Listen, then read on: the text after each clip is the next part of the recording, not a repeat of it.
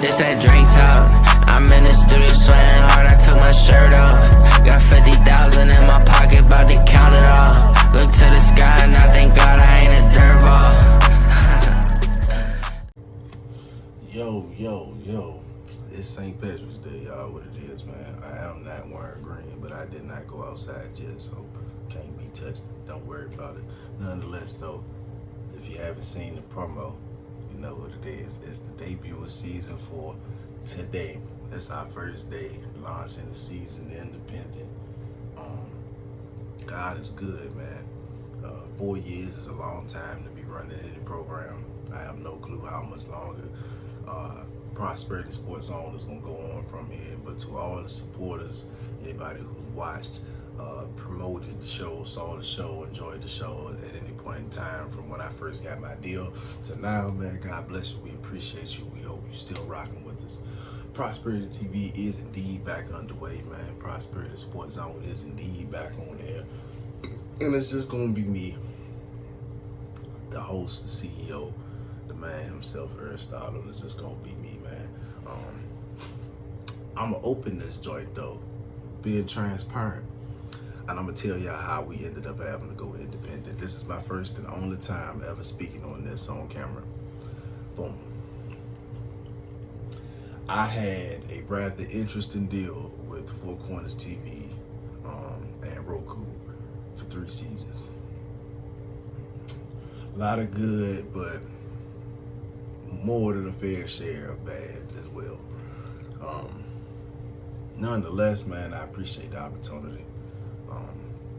One of the biggest opportunities of my life, you dig? So we not gonna shortchange them there. 3 years is a long time, man. My contract was honored. You know, it wasn't like it was broken. It wasn't honored or anything like that. Like, my contract was honored. We did the duration of the deal. When it was time to see if they wanted to, you know, do another deal or move on, man, they wanted to move on. Four Corners TV, they wanted to move on. The only reasoning that they really cited as to why they wanted to move on was they felt like I was shortchanging the revenue stream by clipping the show and putting it on YouTube, because the show was streaming on some subscription type shit on their platform, the Four Corners TV app. If you want to call it that, it ain't really much of an app, but technically it's an app, right? So boom. I tried to reason. There was no reasoning, no. They wanted out. So I said, okay. I still have not gotten the rest of my footage, but I'm not tripping. I think they realized, like, my face and my name has more value probably than the content itself. So it really don't matter. That's why they still watch this at the end of the day. So like, it really doesn't matter. But that's what happened there. So I lose the deal, and then right on cue, like, my co-host was cutting me off.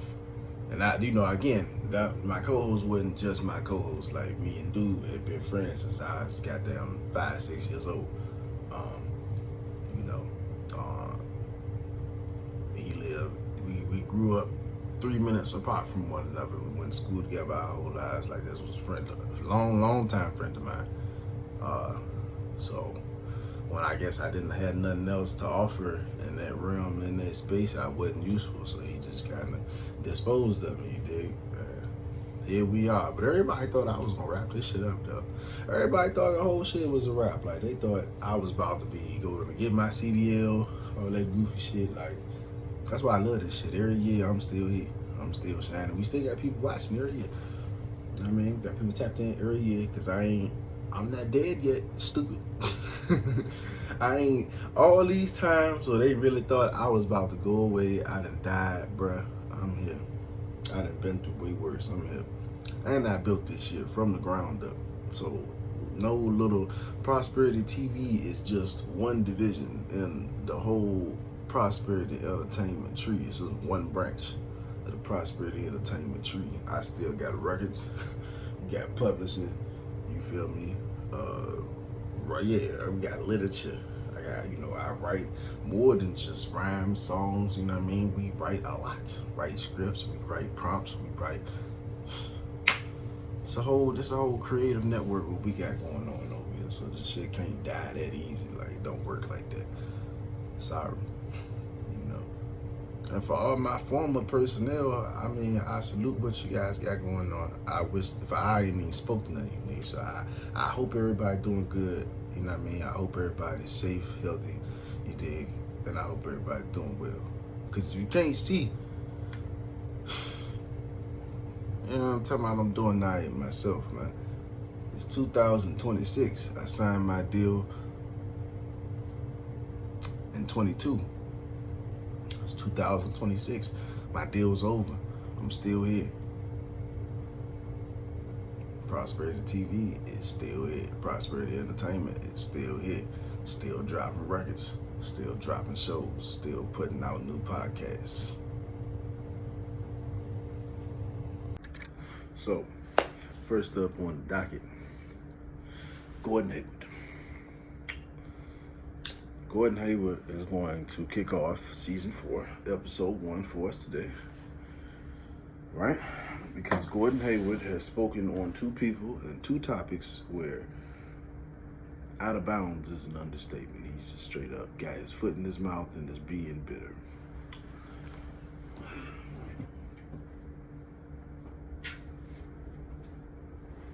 Now, these 2 incidents, in my personal opinion, have made Gordon the most bitter, recently retired player that I can think of off the top of my head.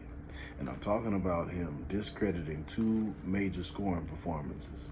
One is Bam's 83-point outburst versus my Washington Wizards here in the DMV, right? And thank God that was at least in Miami, because that would have happened here in DC. Oh, Lord. Right? And then Kobe's 60-point final game of his career against Gordon and his Utah Jazz. Okay. His assessments of these 2 games have absolutely pissed me off to no avail.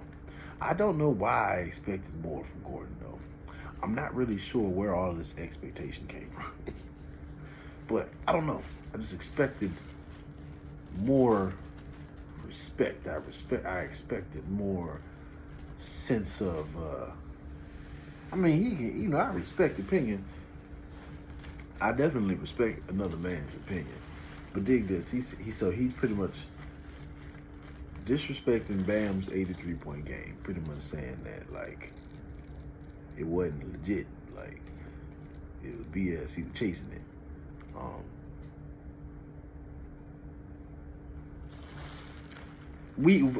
I just want to start off by saying we know Gordon's never been in line to score in any of those kind of points, like, ever, So I definitely, well, you got to think about that when you take these kinds of angles, because when people respond or they digest what you're saying, that it's always going to be from the perspective of how you played. It seems like he do low-key be throwing shots at scorers, because he was, I'm going to tell you why he bitter, because he was underrated in all capacities. He was an overrated defender for sure. But he was underrated putting the ball in the basket. He was an underrated rebounder. He was an underrated playmaker. For sure, underrated. And it's not no fault. Like, the reason why I don't understand why he's bitter is because it's not his fault, bro. He played in 2 of the smallest markets, like, for a star player. Like, if you have good teams in these 2 cities that I'm about to name, that's different than you having a star that's clearly not a superstar. He's just a star. Utah and Charlotte. Come on. Now, we've seen good teams go and turn the city up in Utah and Charlotte. We've seen that. They do rock with good teams. But that's a hard place to go be a superstar. You see what I'm saying? because their markets are very small, and if you want to be a superstar on those two places, you got to be top 3 in the league, like a Karl Malone, like a John Stockton, or maybe a Derrick Williams when he was the top 5 point guard in the league for a while. That kind of thing. We all know Gordon Hayward wasn't on that in his best season of his career. He was not on that, which is okay. It's the NBA, man. I don't understand why these dudes be acting like they playing tennis or they playing little league basketball or something like that. It's the NBA. It's the most competitive place in the world. It's okay. But those of us who really watch this and we really a part of this community, we know what Gordon did. We know what kind of player that he was. You know what I mean? We know that he didn't really get as much credit as he should have gotten for his play on the floor during his time in the league. But it's a situation where, you know, but Bam's not even 30. You dig? He's not even 30. Like, if you don't have, that's a situation where, you know, your mama voice should be playing in your head. You ain't got nothing nice to say, don't say nothing at all, Joe. I'm gonna keep it being. You ain't got nothing nice to say, don't say nothing at all. You ain't got nothing analytical to say, don't say nothing at all. He not even 30 years old, bro. He got 83 points. You know, he was drafted to be a defenseman, to be, you know, an offense initiator from the post. You know what I mean? High post, low post kind of thing. Like, this is a miracle, you know? And I already spoke my piece on that particular game, but to just dismiss it is goofy, you know what I mean? And I say that about Robert Horry as well. I think Robert Horry is like a reverse of a Gordon. He like overly arrogant. But I'm gonna get to him after I finish with Gordon, right? So boom. Kobe. Get to talking crazy about Kobe. Oh yeah, Kobe's 60-point game. They did not play, you know, authentic basketball. They were just forcing every shot to him. It was rather strange. Nigga, you understood it. Pardon my language. You knew it was his last game just like I knew.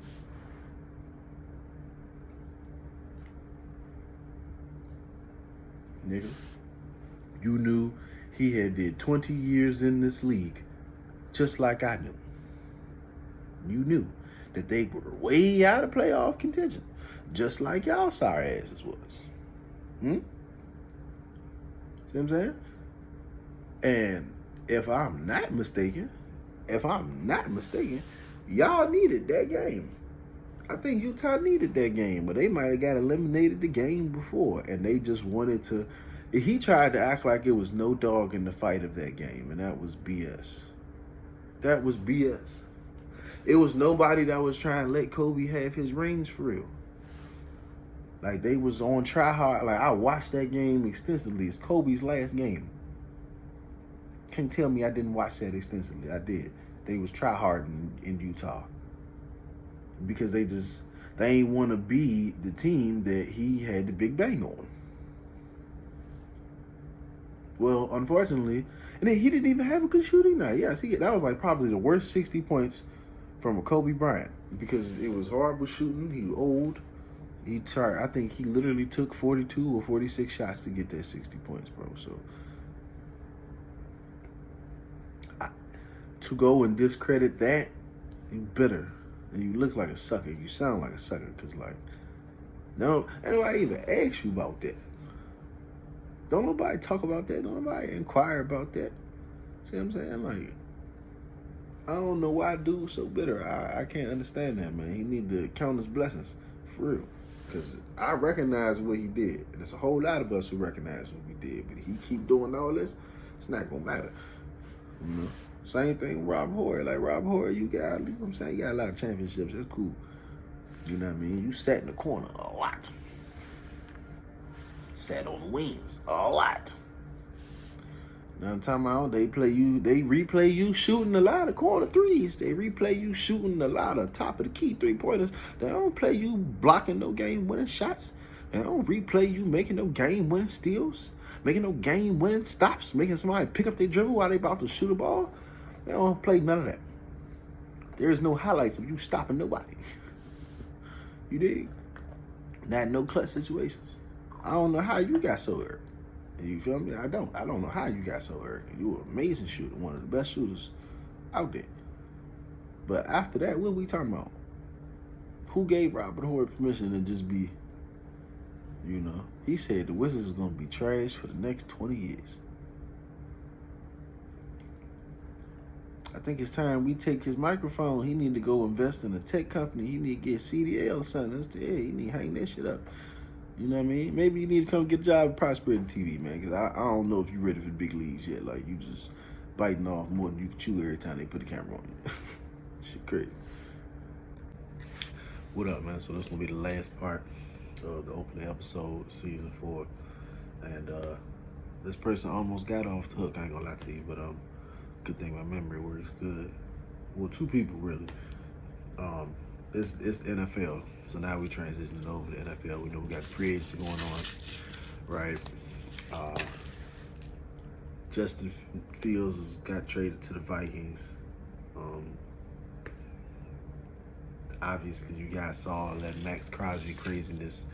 I don't know who. I can't wait to go look up who's GM in Baltimore today, because he must be from Baltimore, because he plays shiesty games.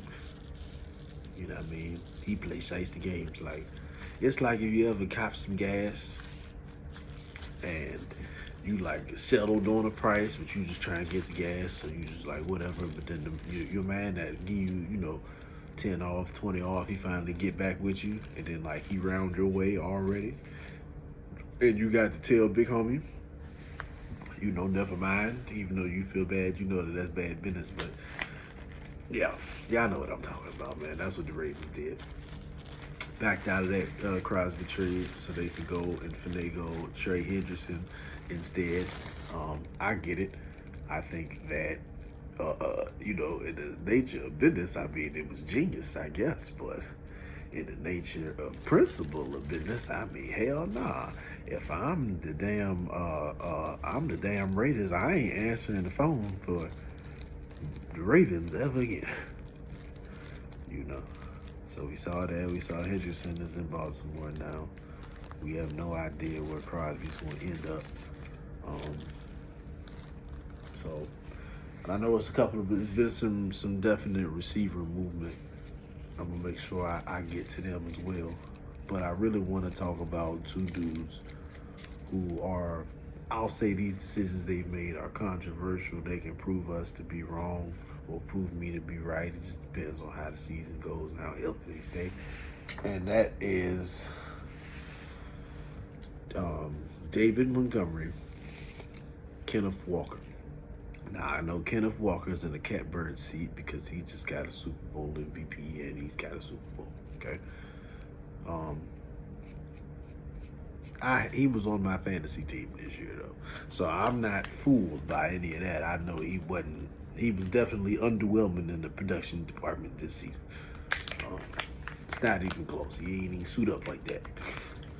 You dig? So that brings me to my point. Both of those guys kind of changed. They changed scenarios and they changed playing sceneries. They left their teams for more carries. Like, they didn't want to split carries with another back. And I know David Montgomery really wasn't that comfortable with stating that aloud. But let's keep it a bean, like that's what it is. I actually appreciate that. Dude is way more classy than he gets credit for. You know what I mean? But let's keep it 100. Him and Kenneth, they're gambling. Now, I won't say they playing craps. This is more so, I guess, like 3-card poker. But the thing about this game of 3-card poker is if you're not Sean Alexander, Chris Johnson, or Jamal Charles within one of these seasons of the duration of this contract, boy, you're bluffing. And we know you're bluffing. The situations that those guys had in Detroit and in Seattle. Now, I know in Seattle, the third down back, I can't pronounce his last name. Like, I didn't like him a whole lot. and I did think that it was affecting Kenneth's fantasy production that he was having to give third downs to this guy, and he's really only a good red zone back to me. Like, I did not see him get a whole lot of third down conversions that weren't 3rd and 1, 3rd and 2. So, if that was just it on Kenneth's part, I get that. You know, they to be splitting carries with a guy that, and again, if he's a red zone back, like, yeah, I'm all for the team, I want to score. But if I did all this work to attribute to the yards that got us down the field, and then at the end, y'all just gonna hand it off to him, he get a touchdown. I mean, yeah, that'd make me mad too. I ain't gonna lie. I got all these yards. I got yak. You know what I mean? Yards per. I mean, YPC. I got yards. I got YPC. You know what I mean? I'm doing it, and I ain't got no touchdowns. Mainly because they handed the ball to somebody else after I already did all the effing work. You know, so that I definitely understand. Right? I don't know how much cash they had for him and that was available to him. So I understand it, but when you're going to a team like Kansas City, you know, on them days where they can't throw the football like that, gang, like, you know, they go work, you know, like, and he's a horrible pass catcher. I think he's a pretty okay blocker. I'm talking about Kenneth. He's a horrible pass catcher. So that offense is really going to be gladiator school for him, for real. He may show improvement. He may show us a better side of him being a dual threat back, but he ain't really worth much as a pass catcher, you ask me. So I don't really know how that marriage gonna work as far as him looking to expound on being the lead back and getting line share carries. I don't really know how the production's gonna line there. You dig? So I hope it works in his favor. You know, I rock with Kansas City. Their offense has been dwindling by the season. They do need a pack of punch to come from somewhere. But hey, definitely it's a game. But I want to say I won't say it's a bad move. I won't say that it doesn't have potential to be a winning move. But it's risky though. Same thing with David, man. He going to Houston. They cut Joe Mixon. So now it's just you, Nick Chubb, old man. He's a gangster though, right? He gonna run, he gonna do his thing, but I mean, hey, he want them carries too. Nick Chubb want them carries, otherwise he would have retired. You know what I'm saying? He want whatever he can get, he trying to get it. If he can't get more, he will. So yeah, it's a real dangerous game to be forcing yourself out of town to get more carries to be the lead back, because this is not even that kind of NFL no more. This is a new kind of NFL. They don't value that position the way that they used to, whether you are that kind of impact player, you're not that kind of impact player. So it really don't matter, you know. At this juncture in time, if your name ain't Saquon Barkley, maybe Bijan Robinson, because his age, Jonathan Taylor. You ain't named none of them. What I'm saying directly applies to you. It's a gamble, man. I mean, it may work out. Houston may be turned up. They might go to an AFC championship, right? Who knows? I love Houston. I love CJ Stroud. I hope Tank Dell come back healthy. I rock with Nico Collins. My boy Dalton Schultz been playing for them for a long time. You know what I'm saying? He's played for my Cowboys, so I definitely rock with Houston. I vibe with Houston. I just hope that David forcing himself out of Detroit manifests into what he thinks is gonna be in Houston, man. Thank y'all so much for letting me add this platform. We'll be back next week for episode 2.